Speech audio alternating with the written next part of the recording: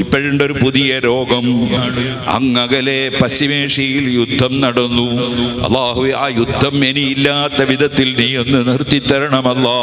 എന്നാൽ സുഹൃത്തുക്കളെ, ഇസ്രായേലിന്റെ അക്രമത്തെ നമുക്ക് പിന്തുണക്കാൻ പറ്റുമോ? എത്ര ആയിരക്കണക്കിന് പതിനായിരക്കണക്കിന് മക്കളെയാണ് കൊന്നൊടുക്കുന്നത്. അതുപോലെയുള്ള അക്രമങ്ങൾക്ക് നമുക്ക് പിന്തുണക്കാൻ പറ്റുമോ?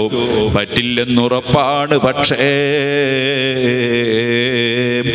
ഇറാനിലെ ഷിയാക്കളുടെ വിശ്വാസത്തെ അംഗീകരിക്കാൻ പറ്റുമോ? ഇറാനിലെ ഷിയാക്കൾ എന്ന് പറയുന്ന കക്ഷികൾ, അത് എവിടെയുള്ള ഷിയാക്കളാണെങ്കിലും, അത് ഇറാനിലാകണമെന്നില്ല, കേരളത്തിലാണെങ്കിലും ഇന്നാലില്ല, അവരെ ഷിയാ ആശയം പ്രചരിപ്പിക്കാനുള്ള കുതന്ത്രം മെനയുന്നുണ്ട്. ആളുകളുടെ മനസ്സൊന്ന് സിമ്പതി കിട്ടുമെന്ന് തോന്നുമ്പോ അവരെ വിഷലിത്തുകൾ പാകാനുള്ള പരിപാടിയുണ്ട്. മുസ്ലിമീങ്ങളെ പെട്ടുപോകണ്ട. അവർ ഹുസൈൻ റളിയല്ലാഹു അൻഹുവിനെ സ്നേഹിക്കുന്നവരല്ല, അഹ്ലു ബൈത്തിനെ പ്രിയം വെക്കുന്നവരല്ല. അവരുടെ വിഷയം രാഷ്ട്രീയമാണ്. നിങ്ങൾ നോക്കൂ, അവരങ്ങനെ അതാ മഹാന്മാരെ സ്നേഹിക്കുന്നവരാണെങ്കിൽ ഉമർ ഇബ്നുൽ ഖത്താബ് റളിയല്ലാഹു അൻഹു കുത്തുകൊണ്ടിട്ടല്ലേ മരിച്ചുപോയത്? അതേ പള്ളിയിൽ സുബ്ഹി നിസ്കരിക്കുമ്പോഴല്ലേ കുത്തുകൊണ്ടത്? ആ ഉമർ റളിയല്ലാഹു അൻഹുവിനോടുള്ള സ്നേഹം എന്തുകൊണ്ട് അവർ പ്രകടിപ്പിക്കുന്നില്ല? അവിടുത്തെ മരണസമയം എന്തുകൊണ്ട് അവർ കൊണ്ടാടുന്നില്ല?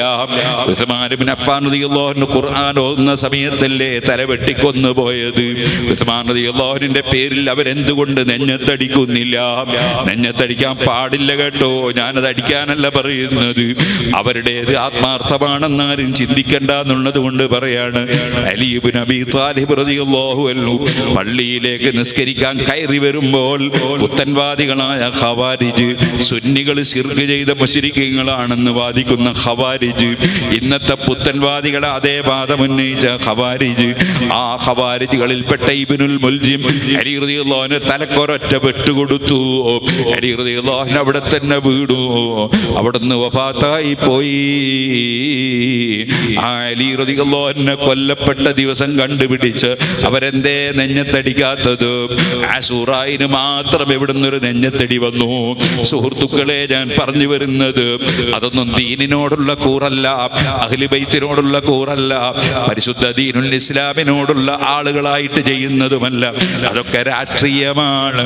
അതിലൊന്നും മുസ്ലിമീങ്ങൾ വിവരമില്ലാത്തവർ ഷിയാക്കൾക്ക് അനുകൂലമായ ഒരക്ഷരം പറഞ്ഞു പോകരുത്, ചിന്തിച്ചു പോകരുത്. വിശ്വാസം പിഴച്ചാൽ നബി തങ്ങൾ പറഞ്ഞില്ലേ, മൻ ഹദസ, വല്ലവനും പുത്തനാശയക്കാരനായാൽ ഔ അവ മുഹ്ദിസൻ, അല്ലെങ്കിൽ ഒരു പുത്തനാശയക്കാരനെ ചേർത്ത് പിടിച്ചാൽ, സ്നേഹിച്ചാൽ, അതേ ഫഅലൈഹി ലഅനത്തുല്ലാഹ്, അവർക്ക് അല്ലാഹുവിന്റെ ലഅനത്തുണ്ട്, വൽ മലായിക, മലക്കുകളുടെ ലഅനത്തുണ്ട്, വന്നാസി അജ്മഈൻ, സർവ്വ നല്ല മനുഷ്യന്മാരുടെ ലഅനത്തുമുണ്ട്. ലാ യഖ്ബലുല്ലാഹു മിൻഹു സർഫൻ വലാ അദില. സുന്നത്ത് ജമാഅത്തുകാരനല്ലെങ്കിലും, സുന്നി ആണെങ്കിലും, സുന്നി അല്ലാത്തവനെ ചേർത്ത് പിടിക്കുന്നവനാണെങ്കിലും, അത്തരം ആളുകളുടെ ഒരു ഫർളും അല്ലാഹ് സ്വീകരിക്കില്ല. അവരെ ജുമഅയോ ജമാഅത്തോ നിസ്കാരമോ വുദുവോ കുളിയോ ഖുർആനോ ദിക്റോ സദഖയോ അവരുടെ ഏതെങ്കിലും നല്ല നല്ല റിലീഫ് പ്രവർത്തനങ്ങളോ ഒന്നും അല്ലാഹ് സ്വീകരിക്കൂല.